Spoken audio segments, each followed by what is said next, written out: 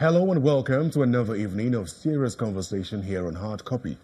On this program, we'll bring you the people behind the news and ask the questions that demand answers. I am Terry Ikumi. Now, the principle of equal rights of men and women is enshrined in the Nigerian Constitution. Article 42 guarantees rights to freedom from discrimination on the grounds of sex. In addition, the Nigerian gender policy prescribes that at least 35% of political leaders should be women. But over the years, with successive governments, this has not been the case. Truth be told, some political parties have waived nomination fees for women. Yet, the number of women in political positions continues to decrease in Nigeria, such that the percentage of women in parliament in Nigeria today is one of the lowest in the world and well below the African average. Now, some say that this is as a result of the patriarchal nature of the Nigerian society and discrimination against women due to gender stereotypes that are deeply rooted in culture and religion of our society. Now, even the chairman of the Independent National Electoral Commission, INEC, Professor Mahmoud Yakubu, has also decried the low representation of women in elective positions in the country. And according to him, only about 4% of the elective positions contested under his watch so far were won by women. He also said out of the 168 rerun elections and by-elections that were conducted since the end of the 2015 general elections, only 6 women have been elected. Now, this is quite worrisome, as women make up almost an equal percentage with the men, and that's about 49.5% according to the National Bureau of Statistics. For our democracy to grow from strength to strength, we cannot leave this large segment of our society out of participatory politics and, more importantly, representation. So is it a case of little or no interest on the part of the women? Or is it a lack of room for them? Now let's find out tonight why this is so. My guest is a human rights activist, a gender activist, a lawyer. She was also a member of the European Union Election Observer Mission and the alternate chairperson of the Nigerian Civil Society Situation Room, and she has monitored several elections so far. She even monitored the All Progressives Congress APC National Presidential Convention. Esther Uzoma, welcome to the program. Thank you very much. Let's start from your observations so far, especially from the APC National Convention. How much level of participation of women did you see? Well, at the National Convention, I observed women and I also observed men. There are no discrepancies, really. I just saw party, people in extremely, it was like a celebratory convention. So I saw them, everybody came there, and then state by state, they gave out their numbers that voted for Mr. President, to return as their flag bearer. So they were all there. Yes. In terms of participation, did you see women participating in terms of the number of women who participated in the actual representation? Yes, I saw them. Women were actually, I'll say they were the directors of protocol, what I saw that evening.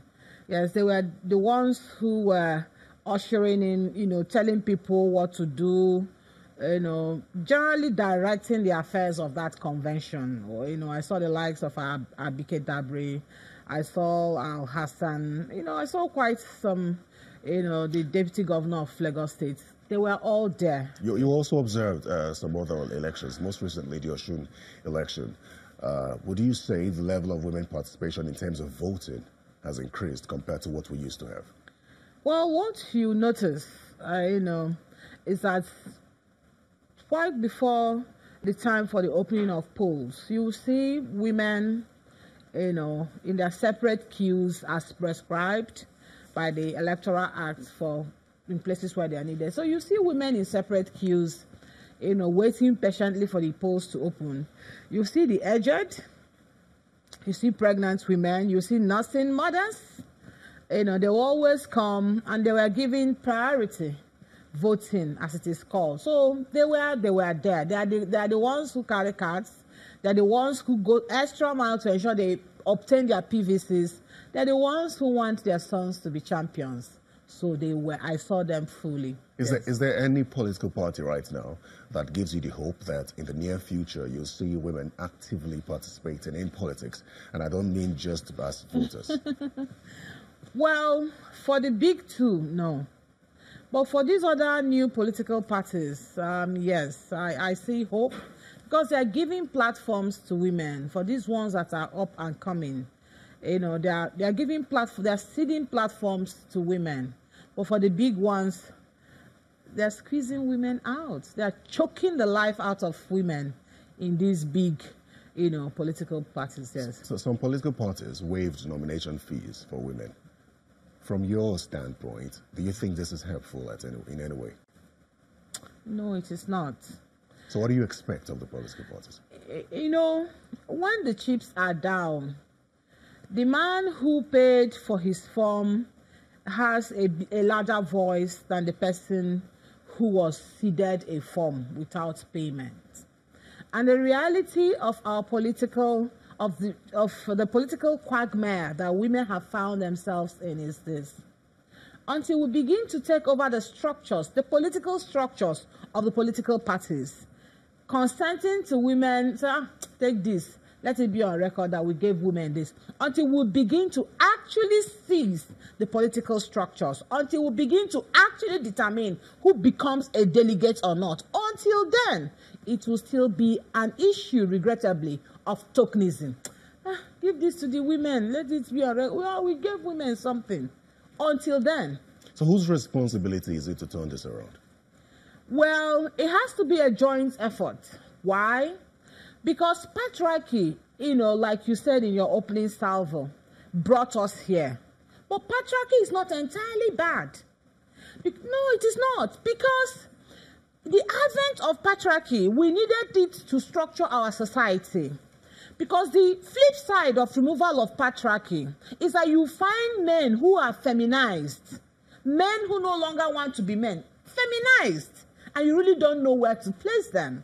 But with patriarchy, men play that role. Oh, let the man be a man. We had men who became gods, as legends will have it. But it is the duty of the lawmaking bodies. We need positive legislation so that we can achieve gender parity. It must be by positive legislation. Look at the countries that have achieved it. For instance, Senegal, where they have 50-50 representation of both genders. It was a law. Look at Rwanda. So in the absence of positive legislation, believe me, patriarchy will always choke the female. Doesn't the gender policy play any role in this legislation? Because it is a matter of policy. Agencies are not really, there's no consequence for disobedience. They are just enjoined to be guided, that these are the aspirations. Therefore, if they decide to overlook it, who punishes them?